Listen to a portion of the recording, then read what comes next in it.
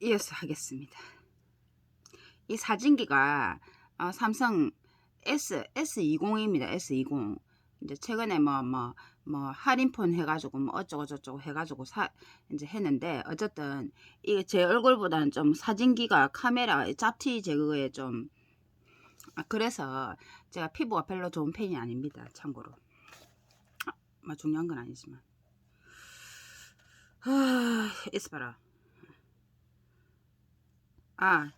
다시 키트가 냉랭한 옷으로 말하면서 놀았었다. 이 책이 이 소설책이 그렇게 또 이제 읽어보면 그렇게 엄난하고 막 그렇진 않습니다. 이 책 내용이 또 너무 엄난하게 막 태폐적이고 막 이런 건 아닙니다. 이제 안 좋을 텐데 루가 차분한 어조로 대답했다. 시간이 나름대로 곧 와줬으면 하시던데. 그렇게 말하면서 달리 피할 방도가 없었다. 알겠어요. 그녀가 하는 수 없이 응했다. 만일 그분이 물어보시면 곧 갈 거라고 말씀드려 주세요. 루가 헛간문을 활짝 열고 빠져나가고 나서 키트는 마음을 가다듬고 잠깐 동안 더 남아 있었다. 그녀의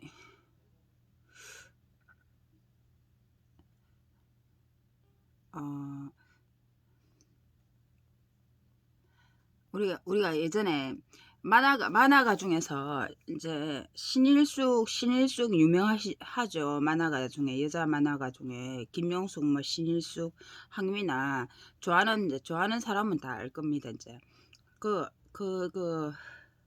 그런 분들도 이런 소설을 많이 읽었다는 사실입니다. 이제 내가 이제 읽다 보니까 저는 거의 이런 관련된 사실은 책을 거의 다 읽었잖아요.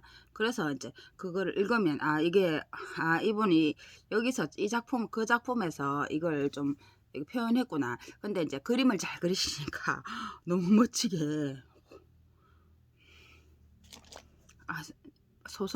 소설에 나오는 인물하고 이제 만화 속에 나온 그 주인공하고는 막 착 이매치게 되면서 더 멋있다 이런 거. 그래 너무 야하거나 막 그렇게 저질스럽고 그렇진 않습니다. 그녀가 하는 수 없이 응했다. 만일 그분이 물어보시면 곧 갈 거라고 말씀드려 주세요. 루가 헛간문을 활짝 열고 나가려고 빠져나가자 키트는 마음을 가다놓고 잠깐 동안 더 남아 있었다. 그녀의 외피는 이제 깨지기 쉬울 정도로 약해져 있었다. 그녀는 그것을 강화시킬 필요가 있었다. 그녀는 명령을 등한시 할 생각은 없었다. 키트는 리즈가 그게 아까 뭐 이랬지 와다다다 할 때 직원들한테 막 이렇게 할 때 그래도 이 여자는 착하니까 이제 제가 왜 이러는지 모르겠어요 하면서 이제 그걸 조언을 듣는다는 거죠. 그리고 이 여성이 착하다는 뭐 까칠하지만 그 본성이 나쁜 그게 아니라는 거를 그 같이 일하는 동료들이 알기 때문에 이제 좀 또 커버를 해주는 거죠. 만약 누구처럼 이 서류 다시 쓰세요 이래 하면 요새 하면 완전 갑질이잖아요. 그거 또 그런 본성하고는 틀리다. 이제 그녀는 이제 그거 어쨌든 키트는 리즈가 자기를 얼마만큼 귀찮게 할 수 있을지 자기 자신에게뿐만 아니라 리즈에게 역시 말하고 싶지 않았다. 그녀는 어떤 마음의 동요를 느끼면서 그를 만나러 가고 있었다. 걸어가는 그녀의 발걸음과 구부정한 모습에서 그녀가 뭔가를 해낼 것 같다는 인상은 주지 않았다. 겉으로 보기에 그녀는 일상적인 볼일을 보러 가듯 마음을 차분하게 가라앉힌 것처럼 보였다. 외부적으로 키트는 한 가지 초점을 중심으로 하여 그것을 둘러싼 의문으로 가득 차 있었다. 그가 왜 자기를 보자고 했을까? 리즈가 대저택으로 들어오고 나서부터 키트는 아예 그쪽으로 오가고 싶지가 않았다. 그녀가 새 그물창으로 된 문 앞에서 노크를 하고 기다리고 있는 사이에 파리 한 마리가 사납게 윙윙거렸다. 바로 그 순간 켄트 부인이 안에서 분주히 걸어오고 있는 모습이 보였다. 잘 있었어요. 보니 키티 양. 그 가정부가 그녀의 이름을 부를 때는 늘 혼란스럽다. 형식을 갖추고서 부르는 이름과 그냥 막연하게 부르는 이름을 동시에 사용한다. 키트는 켄트 부인에 대해서 여러 사람들로부터 이런저런 얘기를 많이 들었던 터라 흥분하길 잘하는 그녀의 태도에 익숙해져 있었다. 탈보트 씨께서 절 만나길 원하신다길래 왔어요. 네, 그분께서 말씀하시더군요. 켄트 부인이 문을 활짝 열어주었다. 어서 오세요. 그분께서는 지금 서재에 계시답니다. 그 방이 아니던가. 온 저항감이 그녀에게 밀물처럼 밀렸다. 그러나 그걸 가지고서 그녀가 뭐라고 할 수 있는 문제가 아니었다. 키트는 잔뜩 경직된 채 집 안으로 들어갔다. 칙칙해 보이는 사방의 벽들은 그 집안을 다소 서늘한 기분이 들게 했다. 키트는 오싹한 기분이 들었다. 그러자 그녀는 감정의 변화를 자제해야만 했다. 서재 문은 닫혀 있었다. 가정부가 계속해서 자기 볼일을 보는 바람에 키트는 문 앞에 멈춰섰다. 키트의 손바닥은 축축할 정도로 땀이 배어 있었다. 마침내 그녀가 서재에 문을 놓고 했다. 놓고 하기가 무섭게 안에서 들어오라는 소리가 들렸다.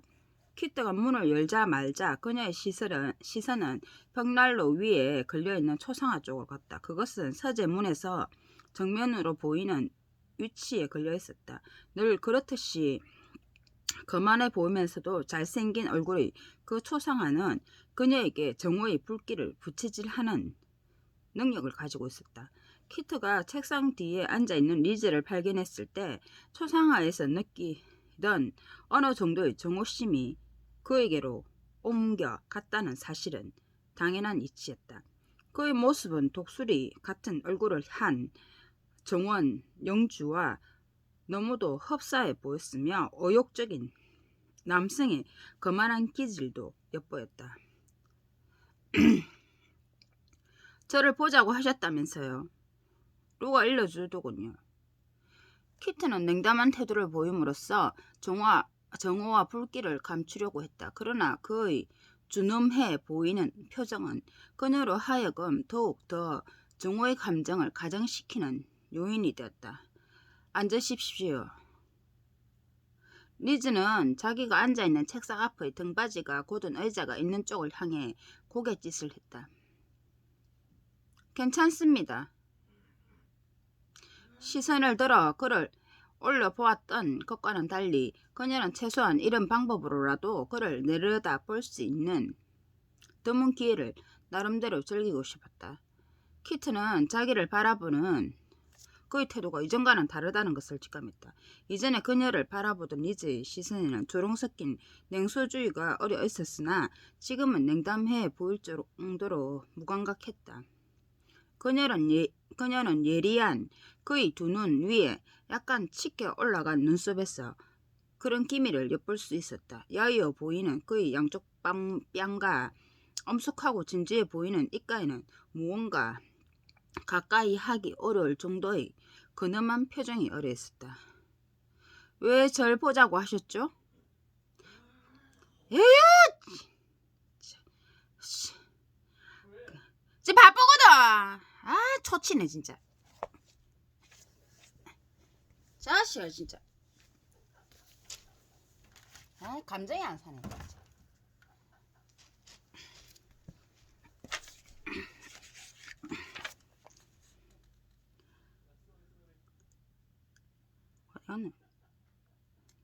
그녀는 되도록 빨리 일을 마무리 짓고 그곳에서 나가고 싶었다.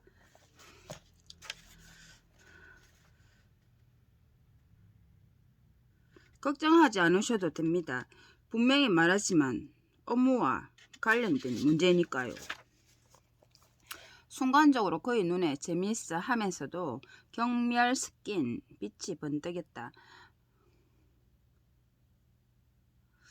지금 일시적으로라도 떠오른 생각은 아닙니다만은 목장 제반의 문제라기보다는 그 이외의 문제일 거라는 생각이 드는군요. 키트가 대답했다. 모자는 아직까지도 그녀의 손에 들려 있었다. 키트는 모자를 쓸 수 있는 시간이 있었으면 하고 바랬다. 그리고 그녀는 어깨 위로 늘어뜨린 머리를 그냥 놔두기보다는 모자를 써서 감추고 싶었다. 그러나 그녀는 자기가 여성이라는 것을 환기시키고 싶었기 때문에 모자를 쓰지 않았다. 목장 문제에 대해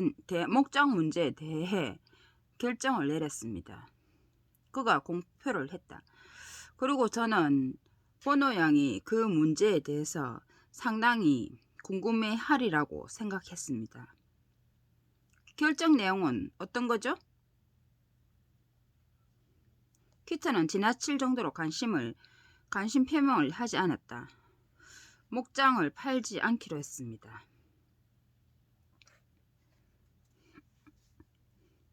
당신의 조상들께서 돌아가시고 지금은 안 계시지만 그들께서는 당신들이 유산으로 남긴 이 목장이 당신들의 가문에 의해 지속적으로 유지되고 있다는 것을 알고 기뻐하실 겁니다. 저는 그것을 확신합니다. 그녀의 대답은 날카로웠다. 저는 보노 양이 이 소식을 들으면 펄쩍 뛸 정도로 기뻐할 줄 알았습니다. 바라시는 것의 전부가 고작 그거인가요? 아니요. 그것 말고도 더 있습니다. 리즈가 의자에 등을 기대면서 그녀에게 말했다. 리즈는 키트에게 새로운 사실들을 말하는 게 재미있는 눈치였다. 아마 오래 걸리진 않겠지만 당분간 저는 이곳에 머물 생각입니다. 결단을 내리셨다는 것이 그것이군요. 키트는 그 사실이 대수롭지 않다는 듯이 어깨를 의색했다. 그렇습니다. 이것이 제가 결단을 내린 상황입니다. 그의 말이 계속되다가 잠시 끊겼다. 저는 처음 이곳에 와서 말씀이 길어질 거라면 저는 차라리 듣지 않겠습니다. 그녀가 말을 가로챘다. 캔버스에 그려진 초상화가 리즈와 함께 있는 이 광경을 내려다보고 있을 거라는 것을 의식하면서 키트는 긴장이 고조되는 기분을 느꼈으며 가슴 속에 눌려있던 증오의 불씨가 하나하나씩 되살아나는 것 같았다. 잠시 두 사람 간에 정적이 흘렀다. 저는 처음 이곳에 와서 리즈가 계속 말을 이었다. 키트는 거의 책상 한쪽 귀퉁이에 모자를 올려놓고는 청바지 뒷주머니에 손을 찔러 넣었다. 목장 운영에 누를 끼치진 않았다고 생각합니다. 그는 일단 자기가 꺼낸 말을 마무리 지으면서 다음 말을 계속 이어갔다. 저는 뒷전에 앉아서 일이 어떻게 돌아가고 있나 하는 것을 관찰했습니다. 이곳에서 맞이한 그 첫날 말입니다. 당신이 이곳에서 일하는 사람들에게 내리는 명령의 권한에 대해 제가 문제를 제기하지 않았습니까? 그때 당신께서는 조부님으로부터 지시사항을 받고 그것을 다시 다른 사람들에게 전달하는 중간자 역할을 한다고 하셨습니다. 전 당신을 의심할 이유가 없었습니다. 그녀의 내리에 일련의 어떤 예고와도 같은 것이 성강처럼 스치고 지나갔다. 키트는 무슨 얘기가 나올지를 알았다. 그래서 그녀는 정신을 바짝 차리고 있었다. 만일 자기가 예상했던 얘기가 나오면 그것을 피해가는 것 말고 그녀가 할 수 있는 것이라고는 아무것도 없었다. 그때부터 저는 나름대로 생각해 오기를 당신 조부님의 목장 운영은 치밀한 계획에 의한 것이라기보다는 그저 되는 대로 흘러오고 있다는 것을 알 수 있었습니다. 그분께서는 이젠 더 이상 선두에 서서 지휘를 하실 수 없게 되었습니다. 당신은 이 목장을 운영해 나가는 데 있어 추진력이 있더군요. 키트는 그가 이 끝말을 하게 될지는 미처 생각지 못하고 있었다. 그러나 그녀는 그것에 대해 아무런 내색도 하지 않았다. 그녀는 오히려 냉담한 태도를 취하면서 거의 신중한 표정을 읽었다. 왜 저한테 그런 말씀을 하시는 거죠? 저희 할아버지께서 운영하시는 방식이 마음에 들지 않으시다면 할아버지께서 직접 말씀을 드려야 하는 거 아닌가요? 전 먼저 이런 사실을 당신에게 이야기하기로 생각했습니다. 리즈는 한참 전제군자와 같은 모습을 보이고 있었다. 그리고는 말을 계속 이었다. 왜냐하면 저는 이 목장에서 당신 할아버지의 시대는 이제 그 수명이 다 됐다는 사실을 당신도 알고 있을 거라고 생각했기 때문입니다. 그러니까 이제 그분의 권한도 막을 내렸다는 말입니까? 그런가요? 키터너가 반항 섞인 어조로 말을 했다. 당신께선 저희 할아버지를 해고시키려고 저에게 당신을 그 자리에 있게끔 지원을 요청하시는 건가요? 제 말의 진실을 좀 알아주셨으면 합니다.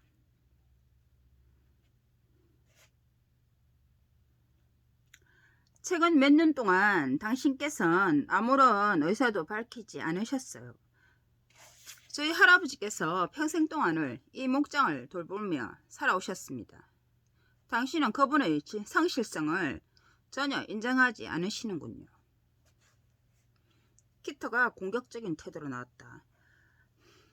저희 할아버지께서는 이곳을 손에 넣을 수도 있었습니다. 누가 봐도 정당한 방법으로 말입니다. 그런데 이런 식으로 그분께서 물러나신다면 그것이 이제까지 애써 오신 분에 대한 참다운 대가인가요? 어서 말씀해 보세요. 이제 그분은 더 이상 쓸모가 없는 분이라고 딱 부러지게 말씀해 보십시오. 그분은 늙었으니 이제 해고시키겠다는 것 아닙니까? 그녀가 퍼붓는 비난의 말을 듣고 있던 그가 참다 못해 입을 열었다. 전 그분께 충분한 퇴직연금을 지급할 생각입니다. 대단하시군요. 그녀가 그를 비웃었다.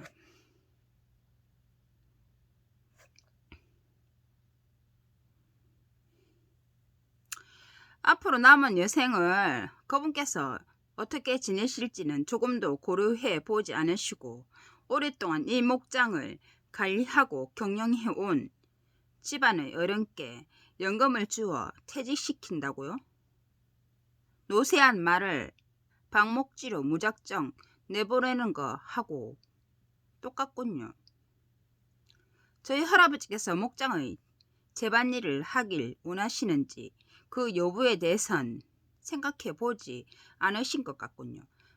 그것이 그분의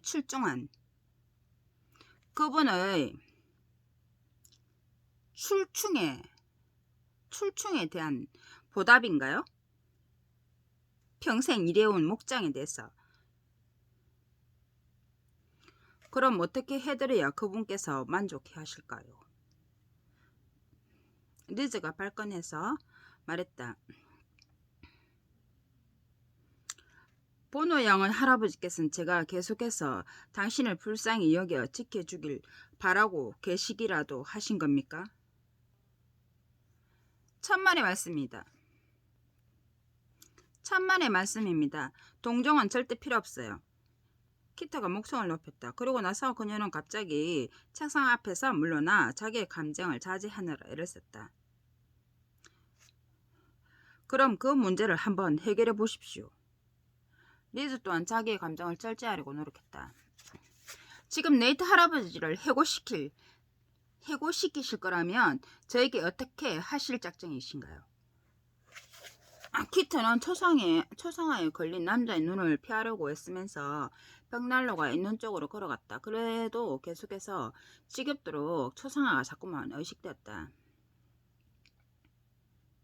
제가 이곳에 머물러 있고 당신의 할아버지께서 여기를 떠나기라도 하신다면 당신은 계속해서 이곳에 남아 있기를 원하지 않을 거라고 생각할 수밖에 없습니다. 마침내 그가 입을 열었다. 그것 때문에 그러한 결정을 내리신 건가요? 그래요? 캐터가 말했다.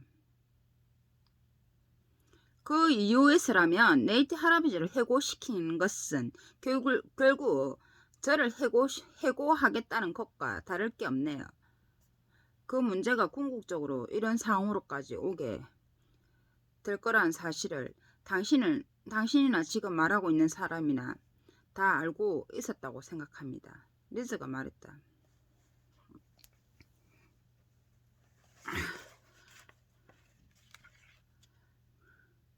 저희가 처음 만났을 때부터 서로 얘기는 했던 문제입니다.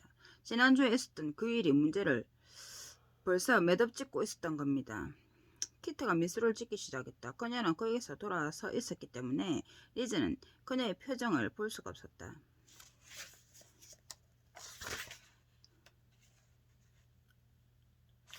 언제쯤 떠나실 생각이신가요?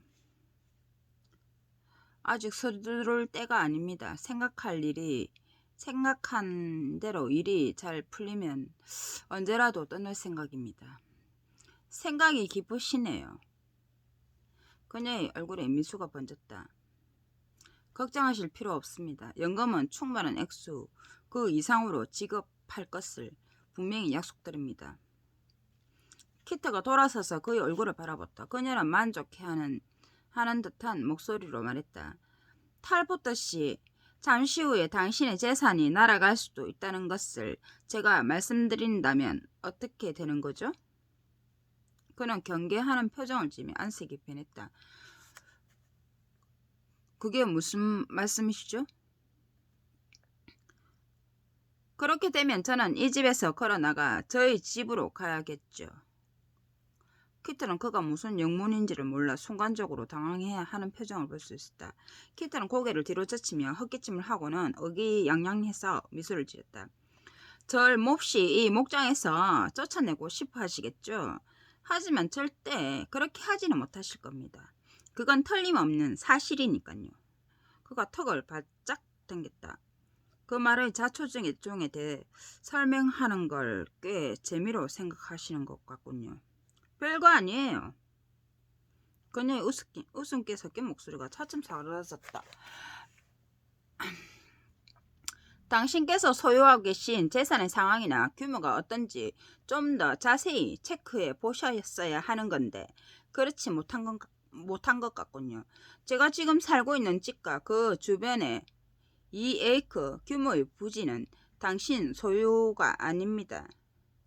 리즈는 더 이상 의자에서 맘 놓고 편안하게 있을 수가 없었다. 그는 당장이라도 그녀에게 덤비들 기세로 책상 위에 손을 올려놓으면서 몸을 앞으로 굽혔다. 그곳이 당신과 당신 할아버지 네이트의 몫이라고요? 그가 다시 확인했다. 네, 이제 아시겠죠. 전 남장님께서 키트는 초상화를 향해 경멸적인 손짓을 했다.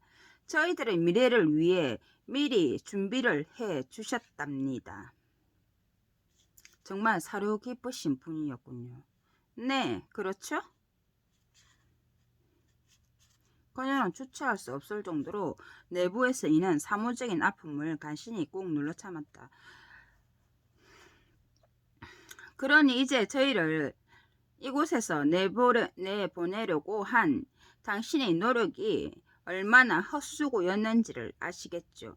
당신께서는 네이트 할아버지를 퇴직시키고 저를 해고하실 수는 있겠지만 당신으로부터 보이지 않는 곳으로 내쫓지는 못할 겁니다. 그래서 제가 목장을 팔면 이곳을 떠나야 하는 상황에도 그렇게 냉담한 반응을 보이신 거군요. 험상궂은 그의 눈빛이 그녀의 얼굴에서 떠날 줄을 몰랐다. 맞아요. 당신께서 무슨 일을 하시든 저희는 앞으로도 계속해서 이곳에 있을 것입니다. 저 언덕 아래에 있는 집에서. 그럼 당신께서는 매일같이 저희와 마주치게 되겠죠? 키트가 비아냥거렸다. 결국 당신의 생활 반경에서 우리를 내쫓으려던 당신의 그 거대한 계획은 모두 숲으로 돌아가게 되었네요. 있을 수 없는 일이죠. 리즈는 의자에서 일어서더니 책상 앞쪽 귀퉁이 주위를 천천히 서성거렸다. 키트, 어느 정도면 되겠습니까? 그가 저항 섞인 어조로 물었다. 그녀는 그의 질문을 이해하지 못했다. 무슨 말씀이신지요? 그녀가 쌀쌀하게 되물었다. 어느 정도나 바라십니까? 제가 그곳을 사겠습니다. 당신께서 부르는 대로 가격을 정하죠. 전혀 뜻밖의 제안을 한 그의 뻔뻔스러움에 그녀는 속이 부글부글 끓어올랐다. 저희가 그걸 팔 거라고 생각하세요? 키트가 얼굴을 붉히며 말했다. 저희 할아버지께서는 젊으셨을 때 신부를 데리고 이곳에 오셨어요. 그리고 그분의 따님 역시 이곳에서 태어나셨죠. 그리고 손녀까지도. 저희 할머니와 어머니는 모두 이곳에서 묻히셨어요. 레이트 할아버지께서도 이곳에 묻히실 거고요. 저도 그럴 거예요. 저희는 그곳을 절대 팔지 않아요. 사람은 누구나 돈이라면 마음이 흔들리게 되어 있습니다. 돈이면 대수인가요? 그 땅은 우리 몸의 일부나 다름없어요. 우린 못 팔아요. 우리는 여기 남아서 이곳을 떠나시는 당신께 안녕히 가시라는 인사를 하게 될 거예요. 그곳의 주인은 우리예요. 그 문제에 대해서는 제가 좀 알아보겠으니 그리하시오. 그는 기분 나쁜 표정을 하고 있었다. 그동안 우리 둘 사이가 서먹서먹해지겠군요. 리즈는 그들의 양도 재산 소유권은 물론이고 그보다 더 구체적인 문제까지 체크해볼 생각이었다. 격분의 감정이 곧장 그녀의 정신을 관통해갔다. 그녀는 몸을 똑바로 하고 서 있었다. 양어깨는 번듯하게 하고 있었으며 두 팔은 흔들거리지 않게 견고하게 양옆으로 내리고 있었다. 당당하게 고개를 들고 있는 그녀의 모습은 지독할 정도로 오만해 보이면서도 위험이 있어 보였다. 이러한 그녀의 태도는 자신을 지키고자 하는 하나의 무장이기도 했다. 우리는 당신보다 먼저 이곳에 정착하고 살았어요. 당신이 이곳을 떠날 때 역시 우린 이곳에 있을 겁니다. 키트가 당당하게 말을 했다. 리즈가 뭔가를 곰곰이 생각하고 있는 표정을 하고서 그녀를 쭉 훑어봤다. 카일의 말이 맞는군요. 네, 카일의 말이. 냉소와 조소가 섞인 표정을 지으면서 리즈가 말했다. 1시간 전의 일이 생각나는군요. 그 사람을 앞에 세워놓고 아주 호되게 나무라더군요. 당신이 그 자리를 떠났을 때 난 그가 당신을 처녀왕이라고 부르는 걸 들었습니다. 그 벽난로 앞에 서 있는 당신의 지금 모습이 마치 그처럼 보이는군요.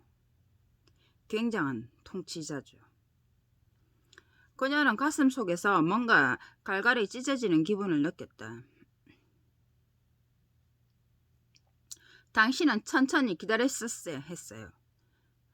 키트는 자기가 무슨 말을 하려고 하는지 알고 있었다. 그녀는 리즈가 그것을 알기를 바랬다. 그녀는 그에게 통렬한 비난을 퍼붓고 싶었다.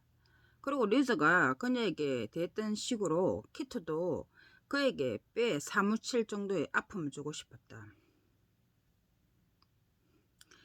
당신께서는 그분이 저를 그 밖에 또 뭐라고 불렀는지를 들으셔야 하는 건데 그랬네요. 사람들은 모두 절 보고 그렇게 부르죠. 전 남장님의 서녀라고요. 사생하죠.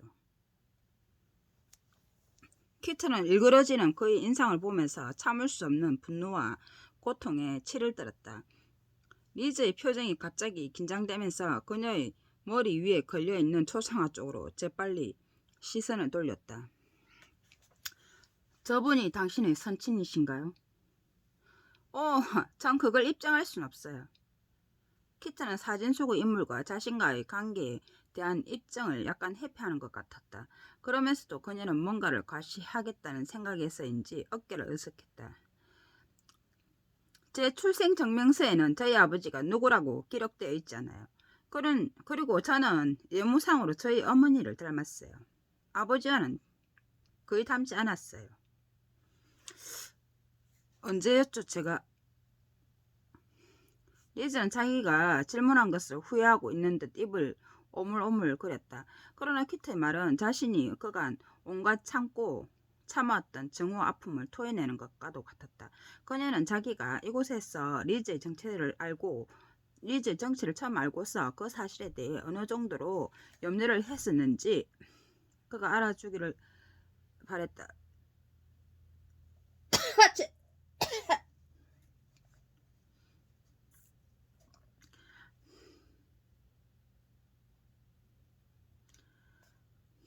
당신처럼 그 남장님께서도 22년 전 이곳 목장을 상속받으시고는 여기를 방문하셨죠.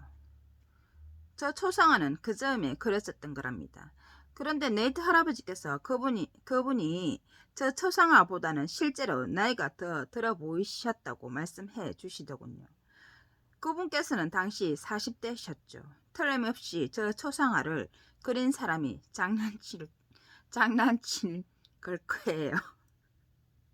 그녀는 초상화를 바라보면서 끓어오르는 분노와 아픔을 동시에 느꼈다.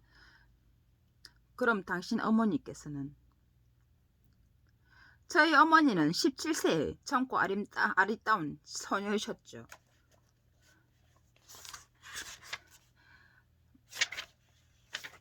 막 한 여인으로 성숙해 가는 나이셨죠. 그런데 남장님께서는 성숙해 가는 꽃다운 나이의 한 소녀를 그냥 놔두지 않으셨어요.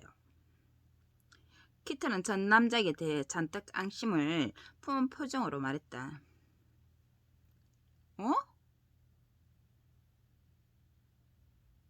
대박이네 이것도.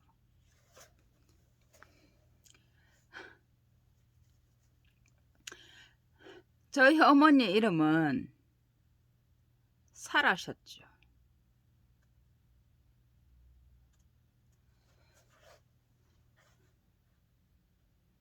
엄마 이름이 사라라네. 남장님께서는 저희 어머니 이름이 왕비라는 의미를 담고 있다고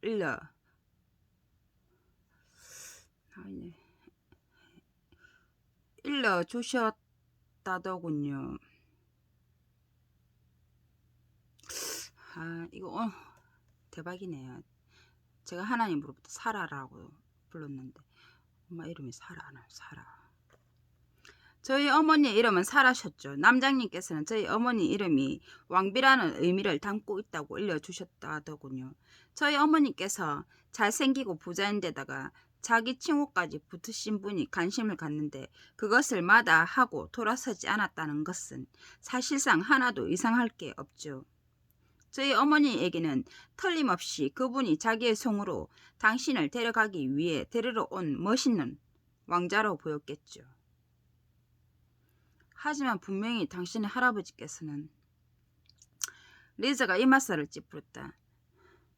저희 할아버지께서는 속물 건성이란 조금 더 없으신 분이에요.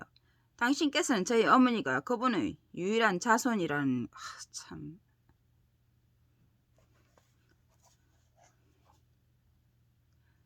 자손이라는 걸 유념해 주시길 바랍니다. 할아버지에게 저희 어머니는 유일한 삶의 등불이셨어요. 그 이외에는 아무것도 바라지 않으셨던 분이에요. 저희 어머니의 행복은 곧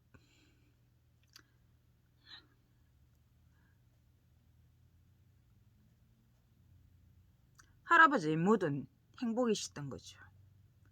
키트가 말을 계속 이었다. 톡이 저희 어머니를 향한 남장님의 생각은 그 누구보다도 훌륭했으니까요. 그러니 할아버지께서도 남장님의 점잖은 태도를 의심할 까닭이 없으셨던 거죠. 남장님께서는 저녁이면 거실에서 한 사람의 구원자처럼 구애를 하셨죠. 늘 저희 할아버지와 할머니가 계시는데서 말이에요. 남장님과 저희 어머니께서 오후에 말을 타고 한참 동안 외출을 해도 할아버지께서 의심할 이유가 없었던 거죠. 그럼 당신은 할아버지께서 두 분 간의 관계를 알게 되셨을 때는 어떠셨습니까? 저희 할아버지께서는 충격과 분노에 부끄러움까지 느끼셨죠. 키토가 리즈의 질문에 답을 했다. 그녀는 그의 물음에서 그 물음에 대답하면서까지도 정오감에 몸을 부르러 떨었다. 그러면서 키트는 계속해서 초상화를 주시했다. 저는 딸 자식 가진 모든 부모들이 어떠하리라는 것을 분명히 알고 있어요.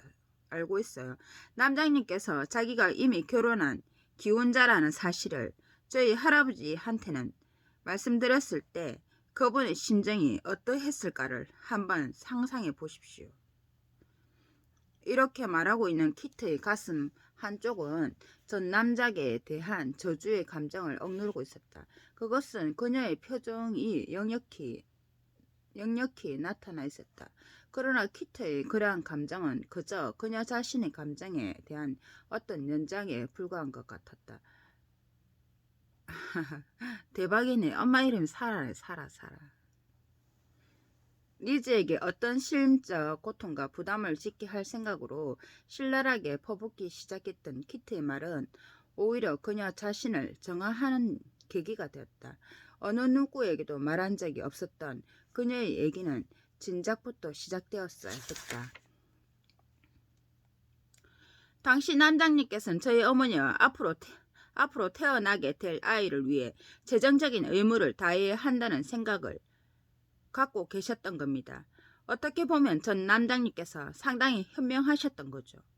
그리고 그분께서 자신이 이곳을 떠나게 될 거라는 사실을 알고 계셨던 거죠. 그래서 그분께서는 저희 할아버지에게 지금 살고 있는 그 집을 양도하셨던 것이고 저희 어머니께서도 여생 동안 이곳에서 얻어지는 소득으로 사실 수 있도록 얼마간의 토지를 남기셨던 것이죠. 물론 태어나게 될 아이인 저를 위해서도 말이에요. 그런 일이 있었는데도 당신의 조부께서는 전 남장님을 위해 이곳에서 계속해서 일을 하셨습니까? 리즈는 못 믿겠다는 음성으로 인상을 찌푸리며 말했다. 당신께서는 저희 할아버지를 이해하셔야만 해요. 키트는 단호히 그녀의 할아버지를 옹호했다. 저희 할아버지께서 늘상 우선적으로 생각하시는 건 어떻게 하면 가족들을 위해 최선을 다할 수 있을까 하는 것이었죠. 어떤 대가를 치르더라도 말이에요. 저희 할아버지께서는 그 일이 있고 난 다음부터 죄의식을 느끼셨어요. 그 일이 있고 난 다음부터 그런 일이 있을 줄 예상 못하고 있었다는데 대해 자책감에 빠지셨던 것 같아요. 하지만 할아버지께서는 이곳에서 가족과 함께 나름대로 일에 아주 열심히셨어요. 친구분들도 계시고 부양할 수 있는 가족도 있었던 거죠. 저는 할아버지께서 이곳에 대한 자존심을 버리고 달아나시려 했을 거라고는 생각하지 않아요. 할아버지께서는 그 주문이 때가 되면 진정될 것이라고 생각하셨을 거예요. 전 그렇게 확신하고 있어요. 하지만 사람들에겐 그 주문은 어쨌든 아주 상당히 재밌는 이야기거리였겠죠. 그런데 민주사회에서 사람들이 그런 소문에 지나칠 정도로 집착하고 있다는 게 아이러니한 일이에요. 그렇죠?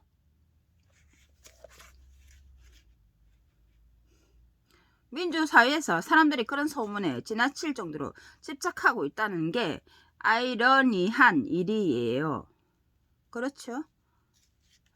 당신 어머니께서는 어떻게 되셨습니까? 저를 낳으시고 1년도 채 못 되어 돌아가셨죠.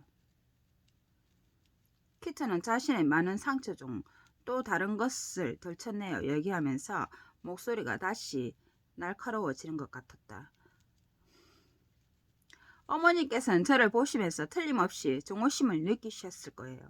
저를 보실 때마다 당신께서 처신하신 것이 끊임없이 떠올랐을 테니 말이에요. 사람들은 저희 어머니께서 폐렴으로 돌아가신 것으로 말은 하지만 제가 볼 때는 그렇지 않아요. 어머니께서는 참을 수 없는 수치심과 모멸감에 그렇게 되신 거예요. 당신의 아버지에 대해서는 언제 알게 되었습니까? 그의 목소리는 나지막해 그녀로 하여금 계속해서 이야기를 하도록 자극했다. 제가 어렸을 땐 부모님이 어떤 분들이었는지 알 수가 없었죠.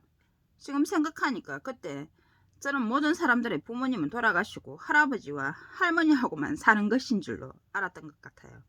물론 저의 세계는 목장이었죠. 제가 알고 있는 사람들이란 네이트 할아버지와 마르타 할머니 그리고 루 아저씨밖에 없어요. 그리고 그분들께서 저를 돌봐주셨죠. 제가 학교에 다닐 나이가 되고 나서부터는 제게 많은 변화가 찾아왔죠. 키터는 금방이라도 폭발할 하산처럼 부르르 떨리는 목소리로 말을 계속하면서 초상화를 노려보았다. 아이들도 정말 잔인할 수 있구나 라는 사실을 전 그때 알았어요. 저보다 나이가 많은 놈들은 절 보고 남작의 사생아라고 부르더군요. 그 애들은 자기네 부모들이 하는 얘기를 듣고서 그저 따라서 하는 것뿐이었겠죠. 전 그때 그들이 저를 보고 왜 그렇게 부르는지 영문을 몰랐어요. 하지만 저는 그때 그 애들과 제가 다르다는 것을 알게 되었죠. 어쩔 수 없었어요.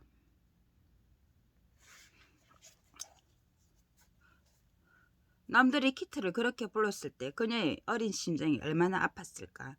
키트는 남들에게 놀림받았던 것이 너무나도 가슴 아팠다. 그렇기 때문에 그녀가 아직도 그때 일을 생생하게 기억할 수 있는지도 모른다. 처음에 그녀는 너무 어렸던 탓에 자기의 기분을 감출 수가 없었다. 아이들은 자기들이 어린 키트를 놀렸을 때 키트가 어떤 반응을 보일 것인지를 잘 알고 있었다.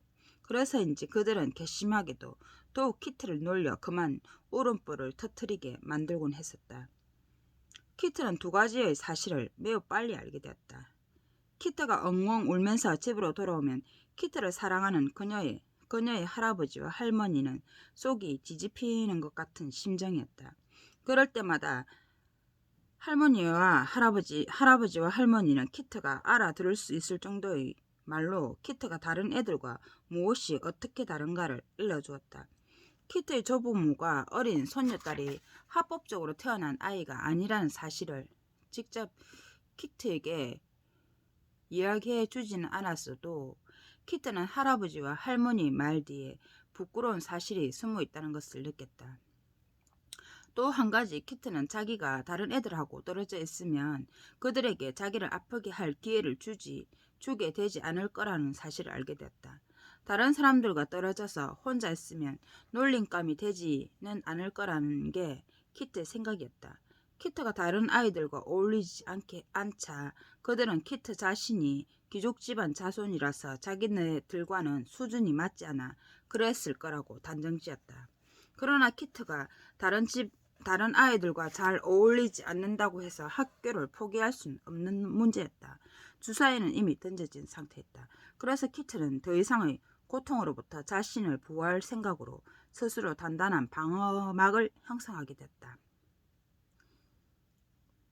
그렇다면 당신은 실제로 저와 가까운 친척뻘이 되는군요. 지금까지 얘기는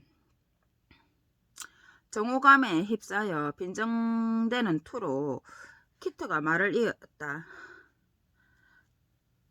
바로 그 점에 대한 내력이죠. 키트의 이 말은 기리즈가 가볍게 들을 수 없는 것이었다.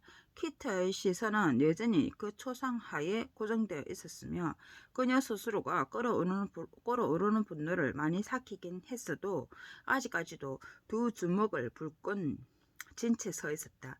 너무나도 큰 분노였기에 쉽게 가라앉히지 못하고 오랫동안 가슴에 담고 있었다.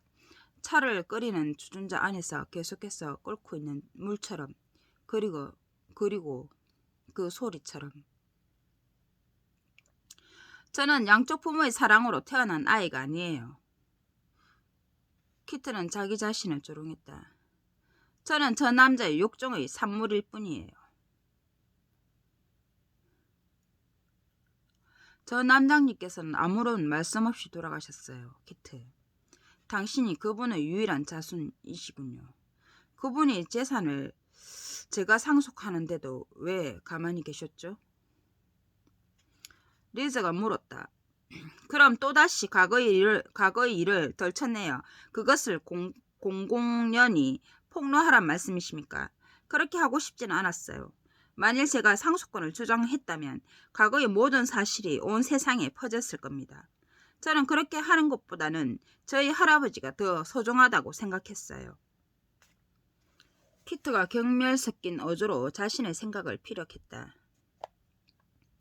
당신도 아시는 바와 같이 저희 할아버지께서는 이제 많이 늙으셨어요. 저희 할아버지께서는 안정이 필요하신 분이에요. 그리고 당신께서도 그것을 바라는 바가 아닌가요? 전 그것 말고 달리 바라는 건 없어요. 키트는 계속해서 초상화를 노려보았다. 키트 양이 지금 그러고 있는 것도 그분 때문이군요. 그렇지 않습니까? 당신에게 상처를 주신 분 또한 그분이군요. 리즈가 자기의 생각을 말했다. 네. 키트의 처음 대답은 쌀쌀했지만 긍정적인 말투였다. 네. 두 번째 그녀의 대답은 긴 세월 동안 쌓아두었던 쓰라림 때문이었는지 귀에 거스릴 정도로 신소리였다. 그동안 눌러왔던 그녀의 감정의 문이 열린 것 같았다. 전 그분을 정오해요. 키트는 부르르 몸을 떨면서 가슴 깊은 곳으로부터 감정을 토해냈다. 키트는 그러한 감정으로 또다시 초상화를 쏘아 보았다. 저희 조부모님께 심려를 끼쳐드린 저분을 정오해요. 그리고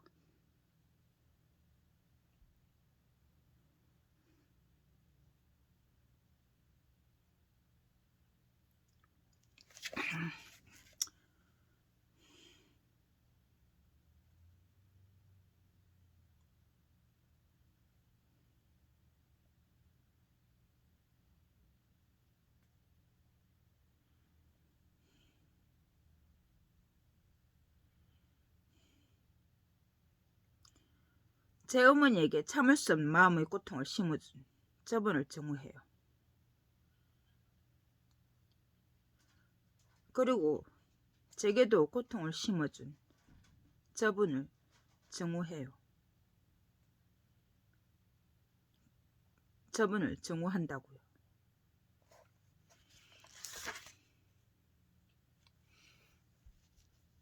6장까지